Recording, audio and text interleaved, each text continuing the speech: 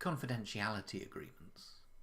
A very common form of contract is the confidentiality agreement, also known as non-disclosure agreements. And although there is a common law of confidence, which might provide an alternative common law basis for action, a contract of confidentiality may permit a party to take action for breach of contract too, probably a simpler, cleaner way to take action, rather than relying on the common law of confidentiality. These agreements are often in standard form, so what I thought I would do is talk through some of what are probably the main provisions of the agreement. And the starting point is to determine the scope of protection. What is the information that you're looking to protect? Do you want it to cover all information exchanged between you and the other party, including information exchanged orally in meetings or over the phone?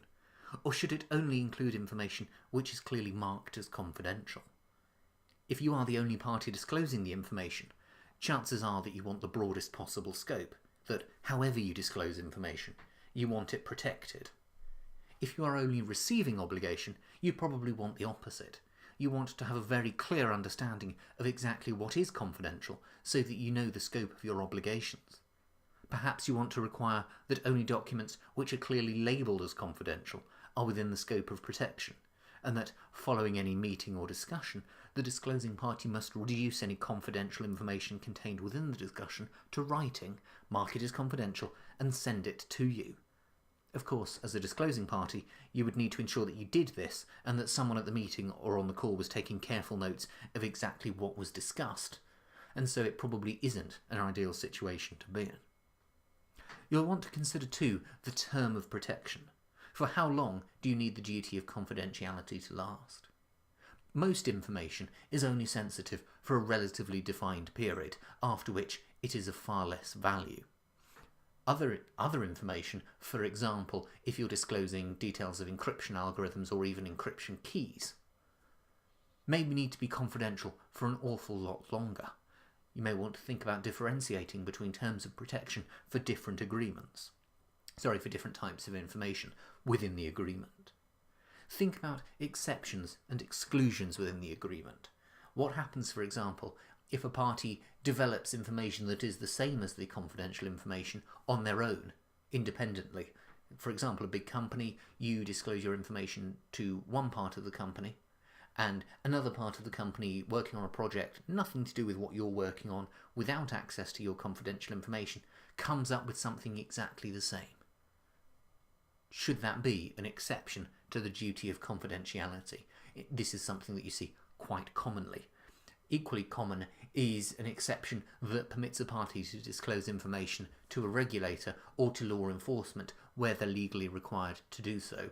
Often this can be caveated with a duty that they must inform the disclosing party, and if they're permitted to do so, give the disclosing party an opportunity to appeal.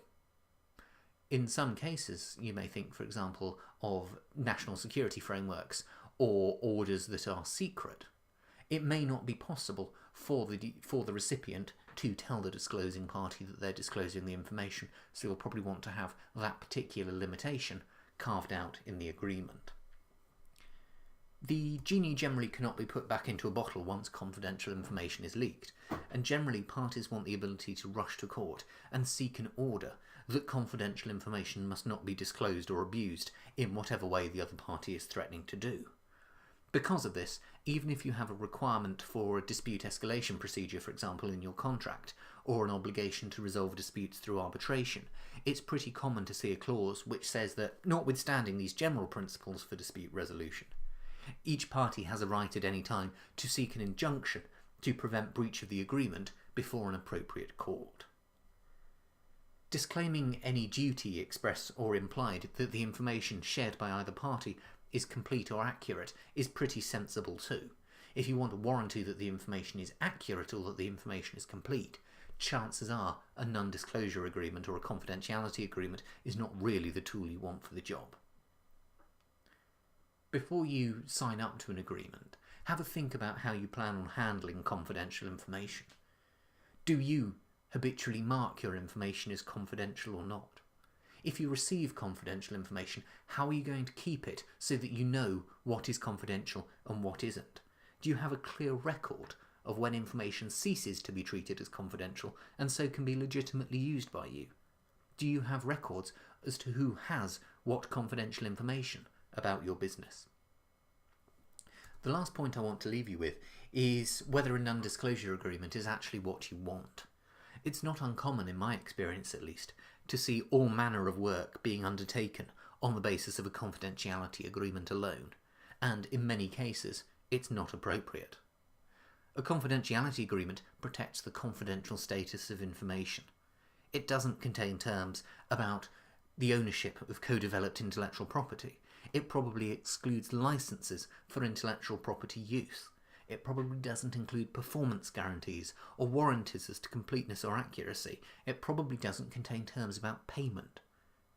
If you're giving your teams standard form confidentiality agreements, which they can use when sharing information with or receiving information from third parties, I would suggest making sure that there is a very good cover note on the document explaining when it is to be used, and perhaps more importantly, when it is not to be used, and a fuller, more sensible services agreement is going to be what they need.